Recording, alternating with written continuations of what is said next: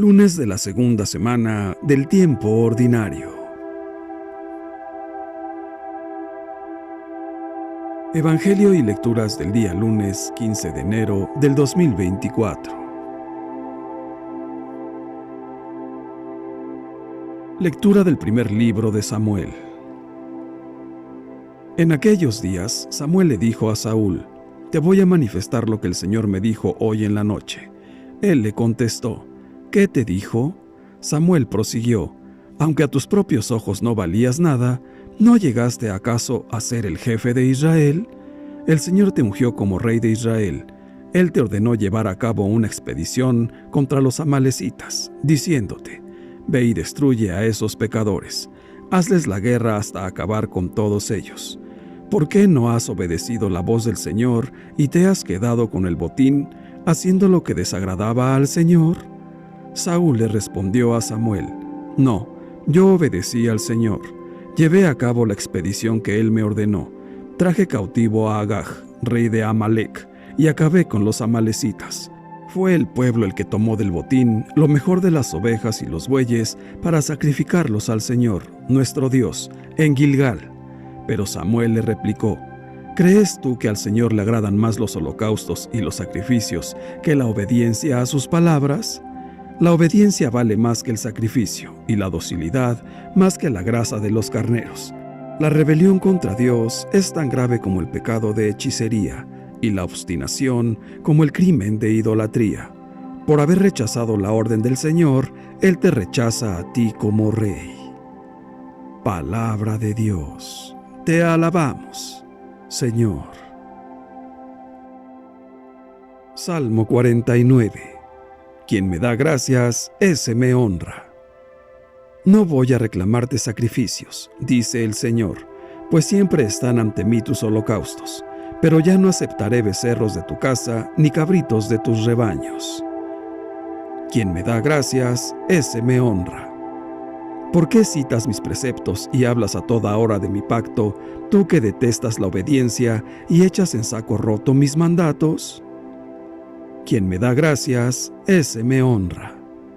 Tú haces esto, ¿y yo tengo que callarme?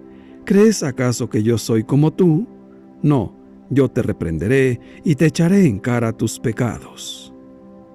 Quien me da gracias, ese me honra. Quien las gracias me da, ese me honra, y yo salvaré al que cumple mi voluntad. Quien me da gracias, ese me honra. Lectura del Santo Evangelio según San Marcos, capítulo 2, versículos del 18 al 22. En una ocasión en que los discípulos de Juan el Bautista y los fariseos ayunaban, algunos de ellos se acercaron a Jesús y le preguntaron: «¿Por qué los discípulos de Juan y los discípulos de los fariseos ayunan y los tuyos no?». Jesús les contestó: «¿Cómo van a ayunar los invitados a una boda mientras el esposo está con ellos? Mientras está con ellos el esposo, no pueden ayunar. Pero llegará el día en que el esposo les será quitado, y entonces sí ayunarán. Nadie le pone un parche de tela nueva a un vestido viejo, porque el remiendo encoge y rompe la tela vieja y se hace peor la rotura. Nadie echa vino nuevo en odres viejos, porque el vino rompe los odres. Se perdería el vino y se echarían a perder los odres. A vino nuevo, odres nuevos».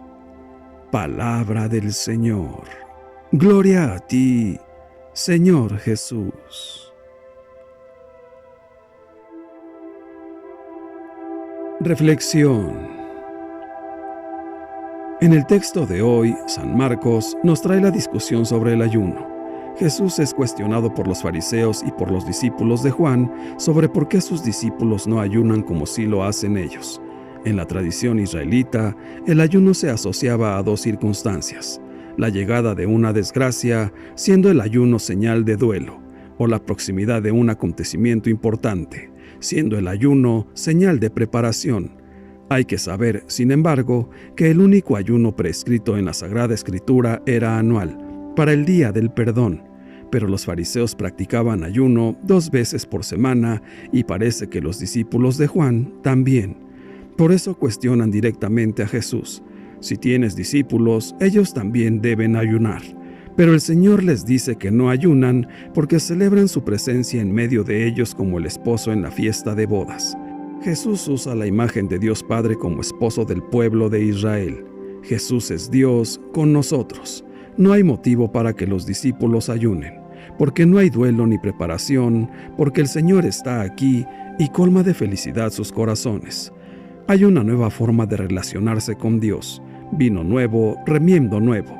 Lo que había permanecido de antes debía ser cambiado, como la circuncisión, o completado, como el resto de la ley, o cumplido, como la profecía, o perfeccionado, como la misma fe. Para ser discípulos de Jesús, no basta ayunar y cumplir con las prácticas religiosas, ritualismo, sino dejarse conducir por el poder y el amor del Espíritu.